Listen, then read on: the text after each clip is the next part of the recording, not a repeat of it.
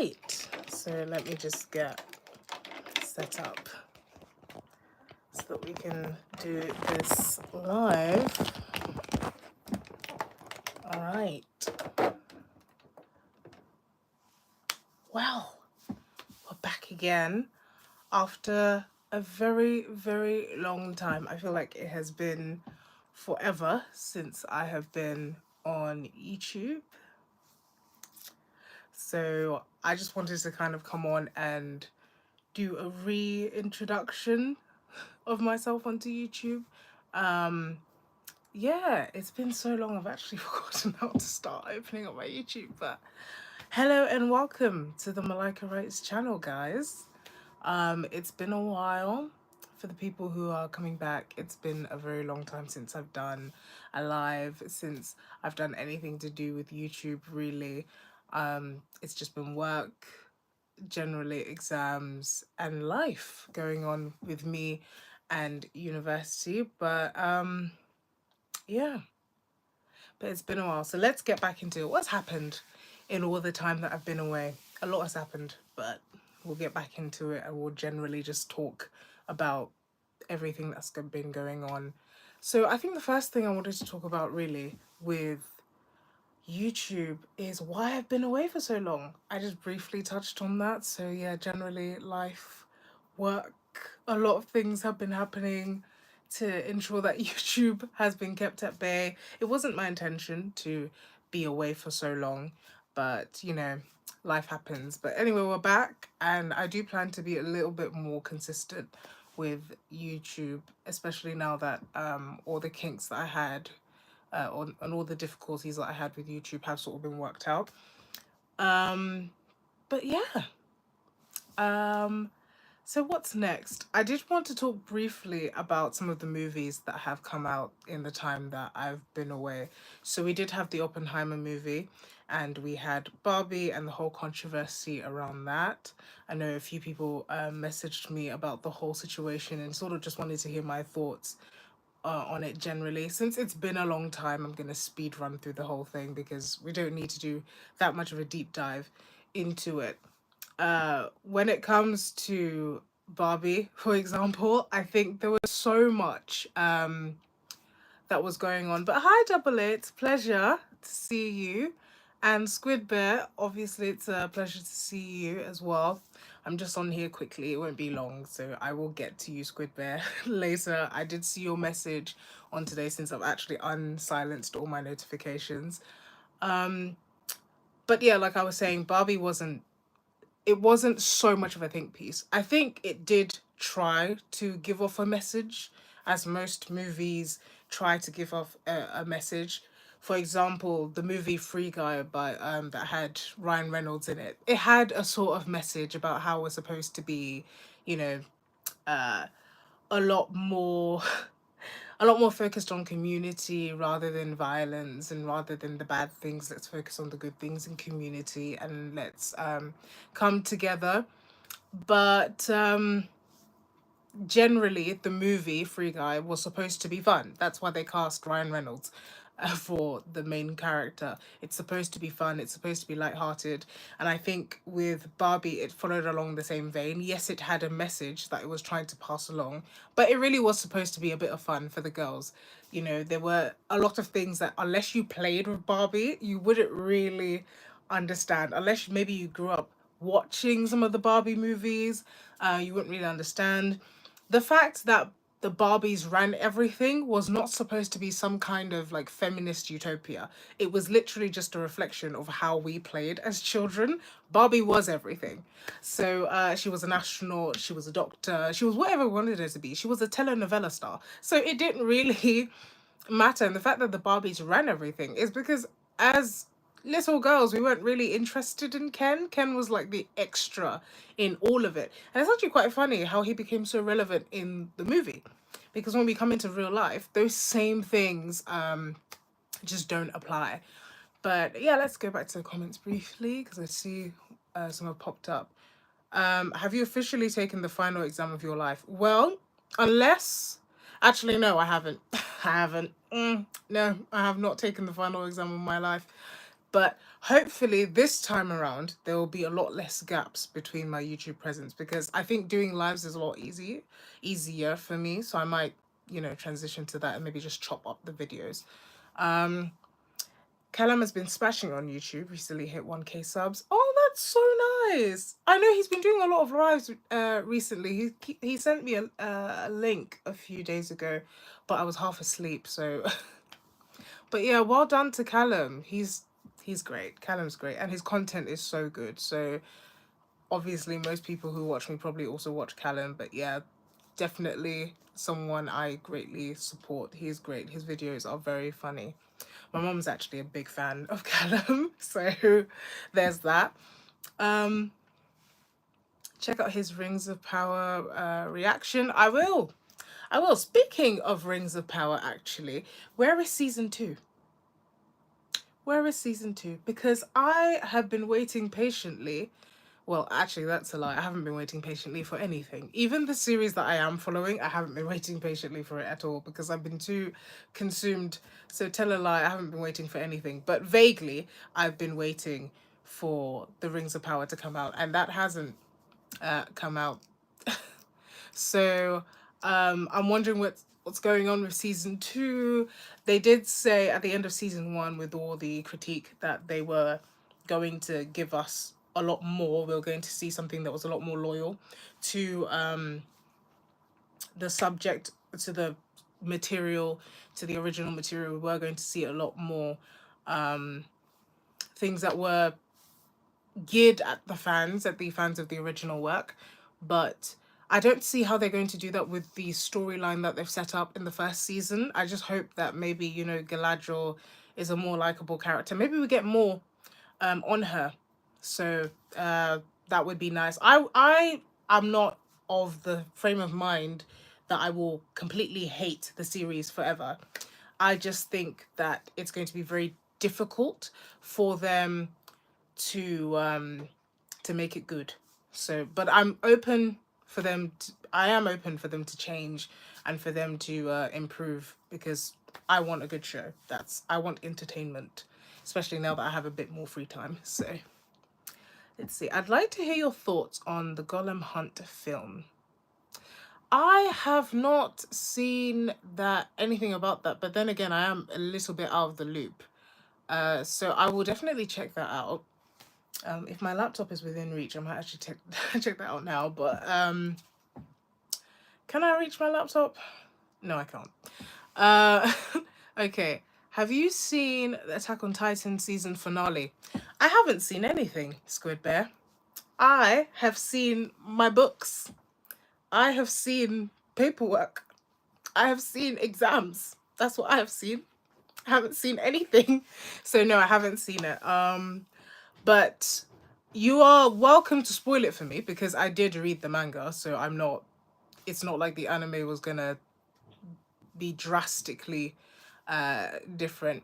Yeah, Masters, yeah, that horrible thing called a Masters. Yeah. So yeah.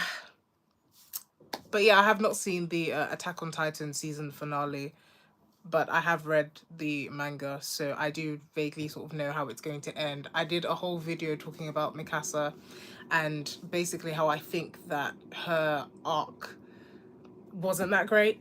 But maybe they do something different in the anime, because the anime doesn't always stick entirely true to the manga. Even though Attack on Titan is pretty much beat by beat with the manga, but there are small little changes here and there, just because transitioning from a book to a film or to a series is, you can't exactly put everything beat by beat, but they did a pretty good job of that with Attack on Titan. I'm pretty sure it follows very much so the same. So Squid Bear says the last scene was changed slightly to feel better. Yeah, I hope so. So I'm looking forward to watch that. Actually, you've given me hope now, because now I'm like, did they do my girl Mikasa great? Did they do her did they do a good job with her? So I'm looking forward to that. Master's exam season don't follow the usual timetable of bachelors, do they? No, they don't. No, they don't. They decide to kill their students slowly by giving them a lot of work and little time and a lot of anxiety. But we pulled through by the grace of God, you know, by the grace and mercies and all night revision. Yeah, yeah, and a lot of coffee. So if I'm a bit wired, that's why. Um, so the Squid Bear says like more optimistic. So I think you're referring to the Attack on Titan season finale. So everything's a bit more optimistic. Though I did want to talk about this a little bit when it comes to Aaron's confession in Attack on Titan. So he does this little confession to Armin. For those of us who maybe have not read Attack on Titan or have not watched Attack on Titan or maybe are not so familiar with it, Eren is the big bad guy after a few seasons. He sort of does a turnaround from being the hopeful, optimistic hero to being something more of an anti-hero. And debatably a villain in some people's perspectives. Though I think anti-hero is more of the accurate term to describe what he does. But he has this confession scene, and I don't know how I felt about that because it wasn't so much that I didn't like the confession itself. I don't mind the concept of confessing to someone who was as close to him as Armin was. But I think the way he confessed felt so at odds with his new personality. He somehow turned into this whiny little child again. And to some extent, I get it because, maybe this new Eren was sort of a persona that he was putting up. But I don't know if I felt entirely comfortable with how much he seemed to relapse to season 1 and 2 Eren. Especially with everything that's happened. I expected him to be more cold, to be a bit more calculating. Yes, there could be a flicker of emotion, but I didn't expect like the full childish breakdown when it came to him talking about Mikasa and potentially her finding someone else or forgetting him. Yeah, I just felt that was it felt like too strong a callback to season 1 Eren, and I felt like that Eren should really have been buried by now, considering all the events and all the traumatic things that they've been through. But let's see what the comments are saying. Double A says we have been graced with 24 hours in a day. Sleep is for fools. Sleep is also for people who want to stay alive. So I'd happily be a fool. So Squid Bear said he tried to destroy the world. Anti-hero my left butt cheek. But I get what you're saying. I get what you're saying. However, Eren's perspective is the perspective that we have been given throughout the series. So, from the perspective of the reader, looking at Eren, yes, his actions are extreme. I wouldn't view anyone who tried to destroy the world as a hero. But his motivations and the position that he's been put in, the angle that the author is trying to give us is that of an anti-hero. Because that's sort of the grey area in which characters like this fall. That's where we have Guts from Berserk fall in. He's an anti-hero. He's not completely a villain, but the only reason why he's not completely a villain is because we get his perspective. Imagine you're a humble villager or some, I don't know, little girl or little boy growing up in a village, and some decked out in black muscle man with a giant sword comes in with a horde of demons. He doesn't look like any sort of hero to you, but that's because we're viewing things from your lowly perspective. But because we see things from the perspective of the person who's the main vehicle of the story, i.e. the main character, we get to see them as an anti-hero. Yes, because of their actions, we can acknowledge that this is not a heroic figure, but because we see the emotions and the thought process and everything behind that, we give them the title of anti-hero because motivations matter when it comes to that sort of classification. Now, if we're extracting all of these things into real life, straight up villains. I don't care about your motivation. Road to hell is paved with the good intentions. God for us all. No. So in real life, the rules are different. But in terms of stories and books and fiction, slightly different, murkier rules in who gets fit into morally grey, anti hero, hero, villain, all that stuff. So it just becomes a lot more fluid in that sense. Okay, let's see comments. I've gone quite far. Squid Bear says anti-villain. Okay. Anti-villain. Is that really a title? I haven't come across it recently. Dirk Sharp says, glad to see you back, Malaika. Oh, thank you so much. I'm glad to be back. I love talking to you guys. Unfortunately, I was away for a lot longer than I anticipated, but I hope to never let that happen again. It has been way too long. Double A says, I recently watched Phantom Menace in cinemas when it was re-released. Reinvigorated my love for the big screen. It was Dune that did that for me. I feel like that movie can only be watched on the big screen. I enjoyed the movie. Dune 1 and 2. I watched them both on the big screen. They are beautiful movies. You can say what you want about maybe the creative license that was taken from the books. Some people have an issue with Chani and her, I don't know, her vigor. But I think the movies are well done.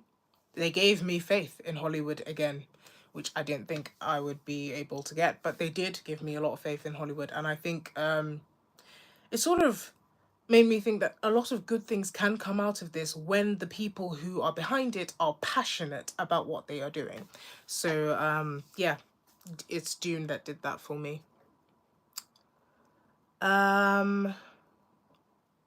This is just a short stream. This stream, I don't want to make it too long, just because I do want to chop up some of it and then put it back on YouTube. And I think that's kind of how I'm going to try and move it forward from now on, because I think I enjoy the very conversational videos that we do. Sometimes when I have to do a very scripted video, it does feel a little bit, I don't know, scripted. Scripted is such a bad word, but scripted in the sense that it feels as if I'm just ranting at people, but the direct response that I get in terms of the live comments as I'm doing a live stream are very enjoyable, because I can also sit back and sometimes think, and it gives me a sort of on the spot opinion of what people are thinking, and it feels a lot more like a conversation, because I'm a people's person. I'm also very chatty, in case, you know, the whole YouTube video thing didn't let you know that I'm a bit chatty. But so I do like conversations. So I think this is probably the format I'm going to do from now on, and then I will clip up the bits that I think a lot of people maybe want to rewatch without watching the whole long sort of thing. Maybe we can make this into a podcast, but I'm a bit scared of podcasts, because I feel like sometimes when you get that mic in hand, it provokes you to say the most outrageous things. I've watched people go on podcasts and suddenly, you know, they're talking about things that I feel like maybe this can be kept in your house between you and your spouse, or between you and your friends. You know, we didn't need to be privy to this. So I don't know. It depends. We'll see how it goes. We'll see how it goes, guys. So let me just zoom up. Oh, hi, Callum. Hi, how you doing? It's always great to have you. It's always great to see you. Thank you, Eric. It's glad to be back. Well, it's glad to be back, Lo. I'm glad to be back.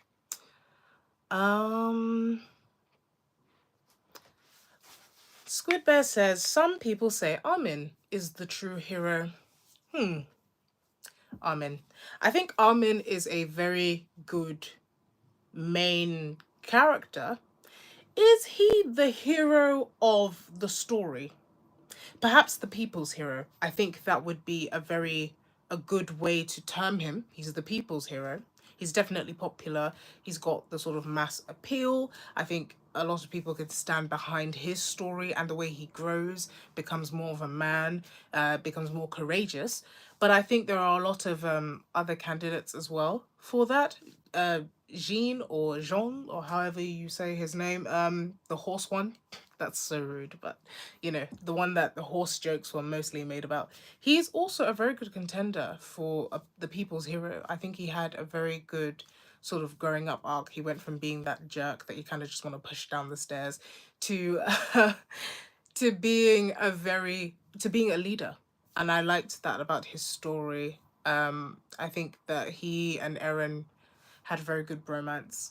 So yeah, I do think that Armin is a good contender for maybe the people's hero. I'm not sure about the true hero because the Attack on Titan doesn't really have any true heroes. It's all a matter of perspective, and that's why we get the two perspectives. We get the people who are on Paradise Island, and we get the people who are on the mainland, and we get the perspective of the people who fear the Eldians. We get the people who maybe are siding with the Eldians. So we do get multiple perspectives to show us that on both sides of the war, there's no true hero. It's just basically where you live. You identify with who you live. You identify with the story of those around you. And you don't necessarily look at the suffering of people who are supposedly other to you. And that's the whole point of Attack on Titan. It's the looking at the other and looking at how we treat people who fall into that category of the other. So yeah, and that's what makes it such a powerful story because it is part of the human story. We do this time and time again. We have genocides and we have apartheids and we have we had the whole Hitler thing. So it was, I'm trying not to use certain words just because you know YouTube. But we have so many examples in history of where we have treated the quote unquote other as less than human. And so I think what makes Attack on Titan so prominent and what makes it hard to give the title of the true hero to anybody, regardless of whether we like them or not, is because there is no true hero in Attack on Titan. It's just a matter of who is our personal hero for the side that we support. And for some, that's Flock. For others, that's Eren because they agree with what he was doing, which is a bit concerning. But and there are some who say that's Armin, some who say that's Jean, or some who say that's Mikasa, though that's not as popular as the others. But yeah, it's just a matter of perspective, to be honest. Okay. Double A asks, do you like Jackal and Hyde stories and archetypes? Let me think. Jackal and Hyde. Okay. Let's start with the actual story itself, which is Jekyll and Hyde. I did enjoy that. I didn't have the privilege of studying that for my GCSEs, so I did have to read the story later on when I was tutoring, and one of my students was reading it. So I read it because I was tutoring, so I had to read it sort of from an academic point of view in order to teach lessons on it. But I did like the story. I think it has a lot to tell us about the human condition, our obsession with ourselves, and almost the way that we kind of play God sometimes, or we try to play God. In terms of it being an archetype, and by archetype, maybe we strip it down to the point of it being the two sides of man, the wild man and sort of the civilized man, so to speak, and their constant battle with rules and regulations. I like stories like that because it shows. Oh, I bit my tongue, but I like stories like that because it shows or brings to light a side of us that is not very pleasant. And stories that deal with this can sometimes show us ways in which to deal with that side of us that's not pleasant. It explores it, it gives us a way to experiment with it in a safe sort of way because we see things that maybe we disagree with. We maybe come to terms with the fact that the civilized man is ultimately the side that we usually side on because it allows us to work in harmony with the people around us. So I do like stories like that. And I think ultimately it comes down to how the writer navigates it because the whole Jekyll and Hyde thing, I've seen terrible examples of that, like, handled. especially in the whole YA fiction subsection of literature, where it's romanticized. This whole thing of like being wild and not following the rules, and it's like that sort of person in real life is just insufferable. And a lot of the times in the book, they're also insufferable. So it just depends on how the archetype or how the whole concept is handled. But yeah, it can make for very interesting and very compelling and thought-provoking fiction. Okay, let's see. Squid Bear says, who would Malaika be in the Scooby Gang? Uh, who would I be? I actually don't know. Who would I be in the Scooby Gang? Probably not Fred. Probably not Fred. Definitely not Shaggy. Scooby is out of the picture. So it's between Daphne and Velma. Velma, yeah, because she is quite smart and she does kind of get down to business. She's not there for a lot of the faff that the other members of the gang are in. But I do like a bit of fashion. I do like a bit of fashion. Yes, I do. So Daphne, in that sense, you know, we have a lot of things in common because we do like our fashion. Yes, we do. Uh, as you can tell from my full face and makeup. But um, I don't know. Honestly, I don't know because I don't think my personality meshes with either of them well enough for me to say that, oh yes, I'd be like Daphne. Probably wouldn't. I wouldn't be like Velma either because I don't know. Velma is a bit too nerdy for me. So yeah, I hope that answers that question. None of them. Double A, I literally just finished the dishes 15 minutes ago. Wow. So we actually have reached a point where we see you finish the dishes. That's great. Okay, let's see. Dun, dun, dun, dun, dun, dun, dun, dun. So Callum says, don't worry, Mel. I've done many live streams. You have too. I'm sure you can handle podcasts. Oh, thank you. Thank you for the vote of confidence. So Scott Thinker says, Armin is the Samwise Gamgee of Attack on Titan. Yeah, I would say that. I would say he is. He definitely has that sort of loyal to the end. Yeah, I would say that. I would say that their roles are very similar. And also to some extent their personalities. To some extent. Sam is more of I don't know, a man. Whereas Armin literally is a boy who grows up into a man. So yeah. Double A says, Malaika, do you think Anton Ego's review at the end of Ratatouille is one of the best written speeches in film? You do love this speech, don't you, Double A? Do I think it is one of the best speeches? It's definitely up there. Would I say it is? Yeah, I'd say it's one of the best. I'd say it's very well written, it's very heartfelt, it's very emotional. But I would also ask this question to you, Double A. Is it context that makes it a great speech, or is it the speech itself? Because sometimes I think that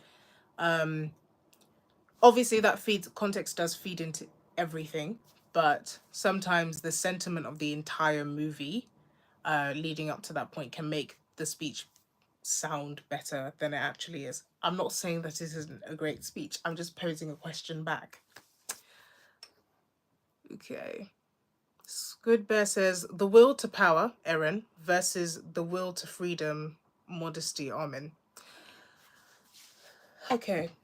So I think that statement, because it wasn't a question, but that statement is sort of talking about the two attitudes or the two ideologies that Armin and Eren are operating on.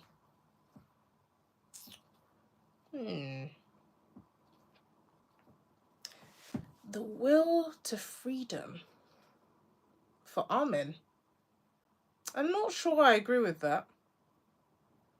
And the will to power, Aaron. No, you probably have to explain what you mean by that a bit more before I could either agree or disagree.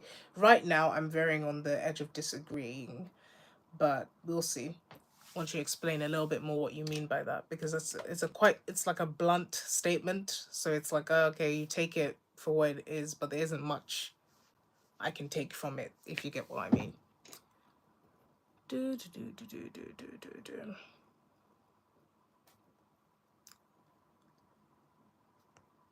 Let's see.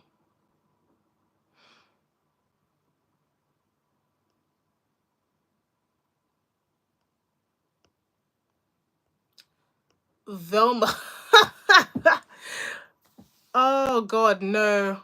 Guys, I promise you, Velma and I have like one thing in common, and that's probably that we like to get to the point of things. But other than that, I feel like if I had to meet Velma, she'd be that person that I'd be nice to, but then and we'd probably exchange numbers, but I'd never talk to her outside of when I see her. She's probably like one of those people I'd get on really well with in the lecture, but as soon as we leave the lecture, it is what it is. I don't know. I feel like, yeah, but why did you guys say Velma? Is it just because she's smart? Like, what is the whole Velma comparison?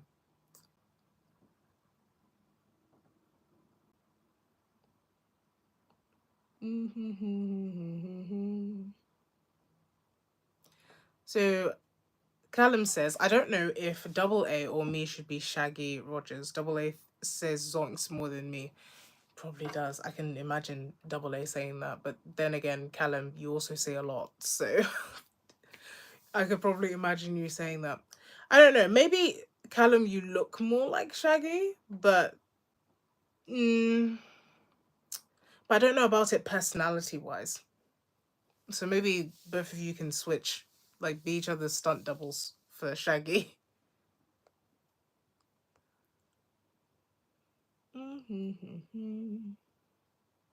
Double A says the dishes have been banished to Mordor, but I hear they are gaining strength and may declare themselves soon.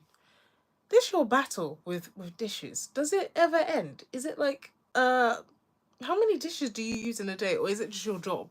Because I think every single time we interact, Double A, you are somewhere in the vicinity of dishes. So Scott's Thinker says, I know he got me to read Anton Ego's speech as Kira Knightley. Oh yes, I remember that one. It was on the Discord. Yeah, I remember that whole fiasco. It was very entertaining. Because you guys like to do Discord when at what, like 2 a.m. in the morning. So I was definitely half asleep, but I remember that being very funny. Oh, I did see this is one thing I want to bring up. It's a bit silly, but I did want to bring it up because I saw it and it gave me a big laugh. There was I think it was on the Silmarillion fan Instagram page, and they did a sort of carousel of pictures, and one of the pictures was like the whole carousel was about a fan cast, or what, an AI generated cast of the Lord of the Rings if they had to do a remake, which I think they are doing, but not with this cast, thank God. But one of the one of the cast members was Snoop Dogg as Gandalf. And I wanted to hear your opinion on that because I think that's very funny. If that were to become a real thing,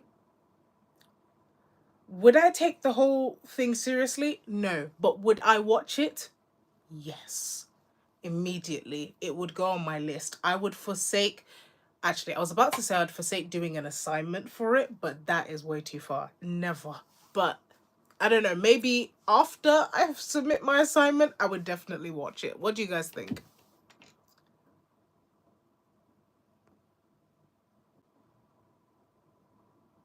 Okay. So Double A says if Vigo and Ian don't come back for The Hunt for Gollum, then I will be annoyed. Well, they are considerably older now than they were when the films originally came out. So I don't necessarily think it would be right to cast them for that. Just because, yes, Aragorn is like what, 84 or 86?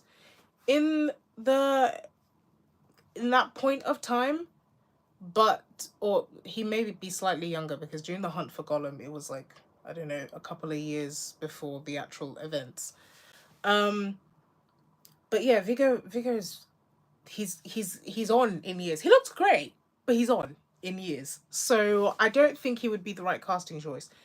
Sentimentally, obviously, we all want him, but I don't think from a sort of visual standpoint, because then again, the fan base for the Lord of the Rings is large and they will spend money, but any sort of film production company does have to think about future audiences. They do have to think about the longevity of the film, and it's not going to be fans forever.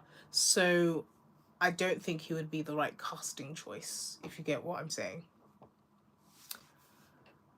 Um,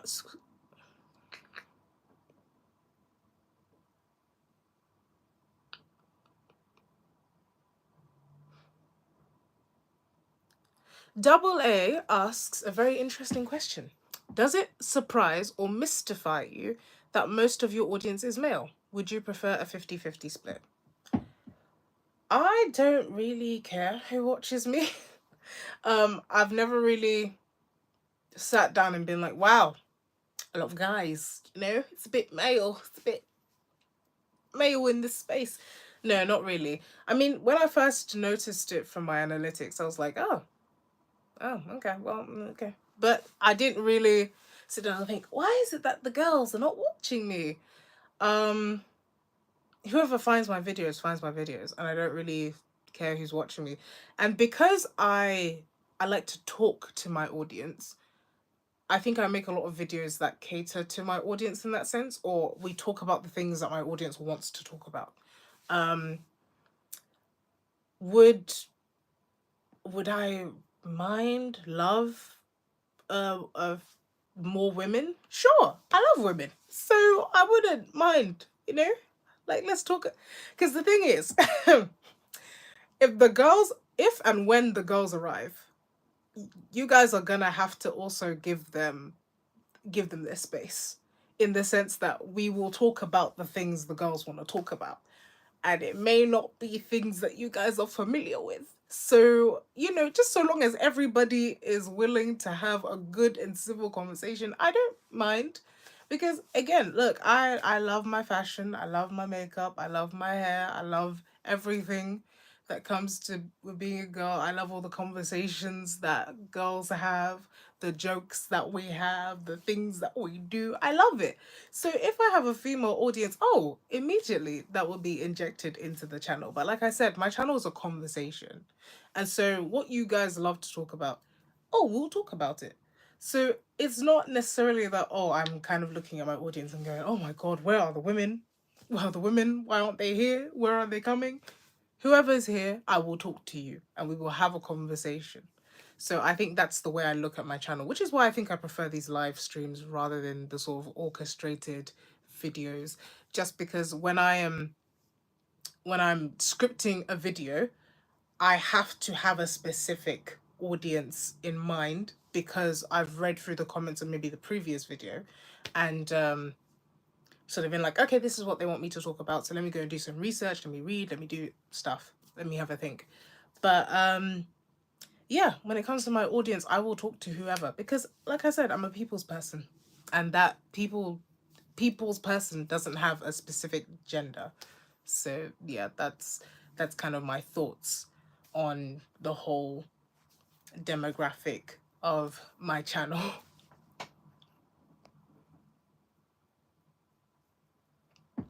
So let's see. They cast Orlando as Legolas 10 years later. Yeah, I know. And that was whenever I watch the Hobbit movies and I look at Orlando Bloom, it it takes me out of the action a little bit. Reason being, He is clearly older in this, in The Hobbit. He's clearly older.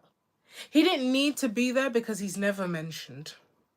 I get why they put him there because his father is the Woodland King, and so I understand why they put him there. Am I surprised they put him there? No, I could see, the thought process of putting him in there. Um, but yeah, I don't know. Orlando Bloom looks older. He doesn't look bad. I'm not saying by any measure that he looks bad. He just looks older. And so when you watch The Hobbit and then you watch The Lord of the Rings, it's like, okay, what water were you drinking? To what was the lembas bread made with vitamin C? Like, what's going on? It's very yeah, but it's a minor thing. It's just something that makes me laugh, and I don't think it's sensible because then again, Orlando Bloom and Vigo, they look different. Orlando Bloom is something that you can kind of get away with, kind of get away with. Vigo, not really. He's gotten on in years, like I said, so I don't think it would make sense for him to be Aragorn. In this new one, they have to recast him. You can definitely get somebody with the same sort of aura, but yeah, recast. I think recast. Okay. Squid Bear says they think you're a traitor. Who thinks I'm a traitor? Who thinks I'm a traitor? Who have I betrayed? By the grace, I haven't betrayed anybody. Double A. Are you much of a Pirates of the Caribbean fan? Yes, I am. According to me, there will never be another Pirates of the Caribbean movie. Why? Because Jack Sparrow is gone. Jack Sparrow and Johnny Depp are like this. They are inseparable. So the fact that Johnny Depp is not coming back to the franchise means that for me, the franchise has ended. And I will sit on that. The first three, in my personal opinion, are the best. The ones that follow after, questionable. I think that the first three, oh, gorgeous, beautiful. The score was amazing. Cinematography, beautiful. It felt like the script writers they had a story. They had a real story. But on the last two, the writing felt a bit shaky. It felt as if the whole trope had been overplayed. I know that they tried to take it a little bit in a different direction, but yeah, I didn't feel them as much. They're still enjoyable watches, I don't think that they were terrible movies. I don't think they were bad movies by any stretch, but I don't think they were as good as the first three. Double A says, I disagree with you. I think aging is less apparent on a raggedy man with a beard than such as Aragorn rather than a clean faced Legolas.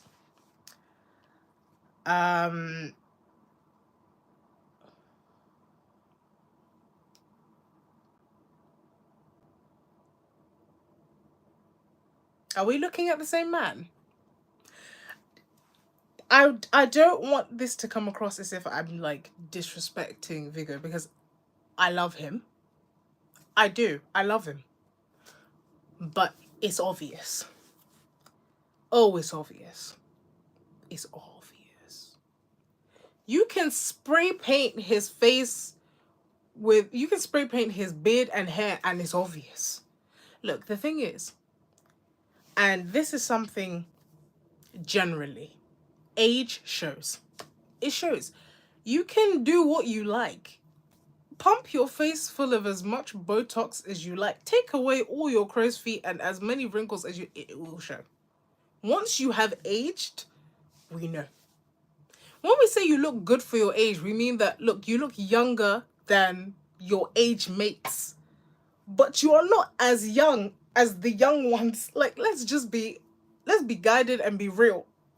Viggo Mortensen does not look like Viggo Mortensen in The Lord of the Rings. Because I'm looking at the man on my laptop screen and I'm not seeing the same I'm not seeing the same man. Love the guy. Talented. Let's remove talent. Skilled. actor, beautiful person, still too aged for the role. Is just what it is. But yeah, I think a lot of the time sentiment keeps us glued to particular actors, but it's okay. We can let it go. We can let the new ones come in and we can also love them. So it's fine. Okay, so Double A says, so this past Christmas I watched Love Actually for the first time. Are you a fan of that film? Is it a Christmas tradition for you? I've never watched Love Actually in my whole life. So no, it is not a Christmas tradition. It's not even a Valentine's Day tradition. I don't even have a Valentine's Day tradition, but it's not any tradition, no. I've said it many a time. I am not a fan of romance. I'm not a fan of romantic films, romantic books. No. So no. When it comes to romantic films, I recently was forced to watch The Notebook with my mum and my sister, and they had a great time watching me just disagree with everything that happened in that movie. I think I ship most people in romantic movies with therapy. I think that most of them should be in therapy rather than in a relationship. So so you can tell how much fun I am to watch romantic movies with. But but yeah, I'm just not a fan of it. Now, period dramas. Oh, I do love me a good period drama. Yes, I do. Often because a lot of things are happening outside of the romance. The romance is a nice add-on, but there are a lot of things to get into with the period drama besides the fact that he loves her and she loves him, but they can't be together for some stupid reason, and then they still end up together at the end of the day and wasted our whole like an hour 30 minutes to get them to the conclusion we knew they were going to get to. But anyway, enough on that. Speaking of romance, does it exist in your life at the moment? Yes, because I am showered by the love of God. Double A, which romantic trope in film makes you roll your eyes and scream the most? Oh, that's gonna be hard because a lot of them do that. But which one makes me scream the most? Okay, the one that just irritates me the most is the whole bad boy, good girl trope. Look, it's not cute. Look, this is the thing is, even thinking about it is just, oh, this is the one. When the girl says no, but the guy thinks that this is an invitation to show or prove himself, that to me is one of the worst ones, and that was one of the ones in The Notebook that had me yelling at the TV screen. Do you know the amount of times she said no, and then the guy got on the Ferris wheel and said, "I will drop to my death if you don't go on a date with me." Now she was a lot kinder than me, because if it was me,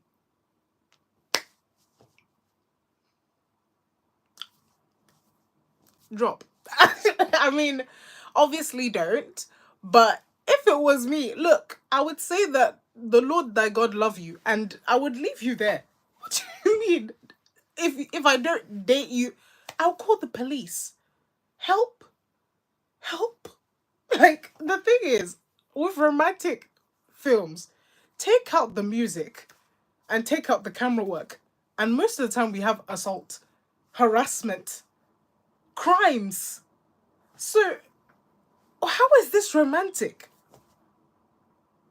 How is this romantic? That's the thing that puzzles me. It's like, take out the music and take out the camera work. You have a stalker. You have toxicity. Forget toxic. You have nuclear waste. That's what puzzles me about romantic movies. Half of the time when I watch them, or because I don't even really watch them. I can count on one hand the amount of romantic movies I've watched, and half of them are period dramas. But when people narrate the plot of romantic movies to me, I'm like, is this not a true crime episode in the making? Because I watch a lot of true crime. That's my cup of tea. I'm like, this sounds a lot like the case from 1976 where the guy killed this woman and chopped her up and put her in the woods. Like that sounds like that to me. So I don't know.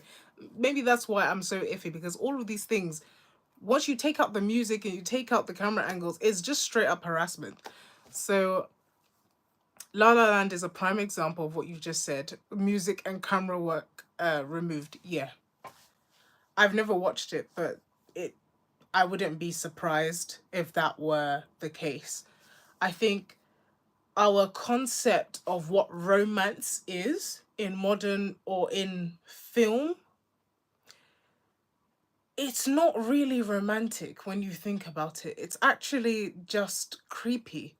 Like, it's creepy and it's disturbed for the most part. If you really think about it, somebody showing up to your house at 3 a.m. in the morning and saying that, oh, I can't live without you. It's like, sir, you can't live without oxygen and Jesus.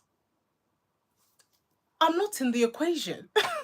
I don't know if you guys get what I'm saying, but yeah, I'm just not a fan of romantic movies because I don't find half of it romantic.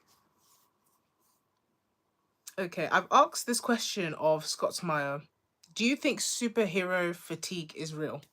I do think that superhero fatigue is real, because I think that when you have an influx of something, the novelty wears off. I think that we've had a lot of superhero movies, and because we haven't seen a lot of ingenuity with them, it can become tiresome. It feels like the same sort of plot is recycled, or when the stories are striving to be different but are not well written, the whole concept can leave a bad taste in your mouth. It can feel like, okay, we've seen this same thing over and over again. The excitement's been up, but then it hasn't delivered. And so it colors the entire genre or the entire subject or just superheroes in general with this sort of, is it really that good? Am I bothered to go and watch this? Do I make a whole day out of it? Am I actually bothered to go there? But to the cinema being there. But yes, I do think to some extent it is real.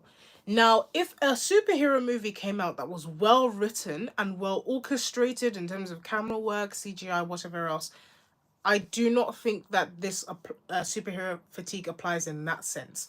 I think it's more so that we're tired of badly written superhero movies, because I think sometimes studios believe that they can write badly written superhero movies, and so long as there's a lot of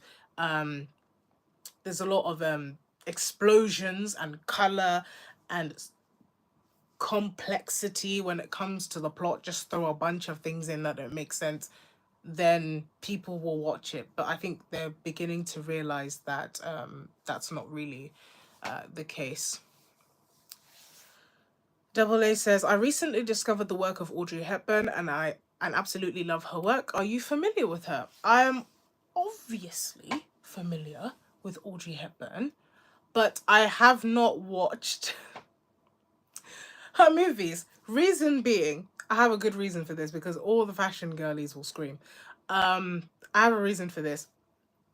It's difficult for me to sit down and watch things just because there's a lot of things I have to do. So I have a lot of movies in my saved list. I haven't even gotten through 3 of them. I have like a lot of series that I have to get through. I'm struggling to even watch one episode because there is someone dialing my phone, or there is someone sending me a text, or there is something to attend to. So it's very difficult for me to watch things, and my list just keeps piling up and up. But I do know Audrey Hepburn. I love her whole aesthetic. She's a pillar of the fashion community, in terms of like her fashion sense and all of that. She is just, I don't think there's a I don't think there are many women who don't know Audrey Hepburn. But yeah. What do you think of men watching girly movies and women watching guy films. Watch whatever you want to watch. At the end of the day, a movie will have a demographic that it is targeting. Because every time we put out something, we are talking to somebody. When a book is being released, it has an intended audience. But that does not mean that just because you are not part of the intended audience that you cannot watch that thing or engage in that thing, because once you put something out into the public domain, it now becomes something that everybody can watch or everybody can engage in. That is sort of the up and downside of putting something into the public domain. But no, I don't think to myself, "Oh my god, why is he watching that? It's so girly." That thought has never crossed my mind. I really the I don't care. Like, watch what you want to watch.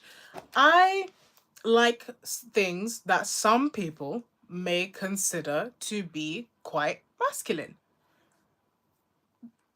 I don't really care. It's what I like. And I also like things that people would be like, wow, that's very feminine. It's what I like. I like what I like. I have reasons for liking what I like. And I think maybe that's where the question would come in, is like, why do you like this thing? Like, if you saw a man, I don't know, watching Barbie and the 12 Princesses of his own volition, you'd be like, oh, why are you watching that? But is it inherently a problem? No. But some people would be curious because generally we don't really expect men to know Barbie and the 12 Dancing Princesses. It's a great movie, by the way. Check it out. But I loved it growing up. But you wouldn't expect it just because men are not the intended audience. It's like if I see a man watching the Bratz movies, I'm gonna be like, wow, did you have sisters? Did you have a girlfriend who showed you? Like, how did you get into it? Because it wasn't marketed at you. But it's not a problem. Um Double A asks, are you still in your dark academia phase, or are you on to something else now? Now, dark academia um is sort of an umbrella term for people who romanticize academics, who are into sort of more gothic literature, who are into a certain type of literature, a certain type of aesthetic. Um I like to view dark academia as a way of experiencing or a way of approaching literature. So would I say that I'm out of it? No. Now, aesthetically, um, the way I look, would people be like, oh, would they look at me and be like, dark academia? Probably not, because I like baggy jeans and t-shirts and biker boots and leather jackets. So probably not. I also like dresses, so that maybe my color palette, because I do like a lot of beige and black. But would you look at me immediately and be like, yeah, that's a dark academic? Probably not, because I don't really ascribe to the look of things. I'm more interested in the substance of the thing. So would I say I'm out of it? No, because it's an approach to literature. But would you look at me and be like, that's a dark academic? No, because I don't ascribe to the whole fashion aesthetic of it. But yeah. Double A, I like the London mist, overcast skies, steampunk aesthetic, rain on the window while reading a book under a lamp. Yeah, however you choose to romanticize the learning process is up to you. For me, I am quite a practical person. So if I'm reading a book on a noisy train, I guess that is what it is. If I'm reading a book on my phone, which seems to be a crime in the dark academia movement. But if I'm reading a book on my phone, then I'm reading a book on my phone, and that's where it is. But so for me, it's the substance of it. It's the love of learning. It's the approach to something. But the medium is what people sometimes debate or say that no, if you don't do it in this particular way, then you're not a dark academic. But I'm a 24-year-old woman. Um, I live in the real world. So the way I'm going to read is the way I'm going to read. I'm not really going to be like, no, I have to read this way and it has to be on a windowsill and it has to be autumn. Please, I like summer too. My skin looks great under sunshine. So I'll read outside if I want it. But yeah, I think however you choose to romanticize the whole process is up to you, because at the end of the day, so long as it gets you to the destination of reading, then great. Do it however you want to. Make it fun for you. Well, Malika chat seems to be slowing down, so I'll head out. Take care. Look forward to the next time. And just call me Adam or Andy. Wow. So actually, like on a first name basis. That's crazy. Hi, Adam or Addy. But yeah, it's great to meet you again. I'm now on a first name basis. I am actually going to end the live stream now because I do feel like I've covered everything I wanted to cover for this particular live stream. I did want it to be sort of a hi, I'm back again, guys, sort of thing. So I think I've achieved that. So yeah, I'm gonna end it here. Thank you guys all for watching. It's been great. I've loved your interactions. I've loved talking to you. So yeah, thank you, and I hope that I'll give people a lot more notice for the next one. This was sort of a lot more spontaneous, but thank you so much, guys. And yeah, just to reiterate, this will probably be the format of my YouTube channel from now on. So it would be great if you guys could always tune in. But yeah, thank you so much. And I hope you have a nice evening, day, wherever you are. This has been the Malaika Writes channel.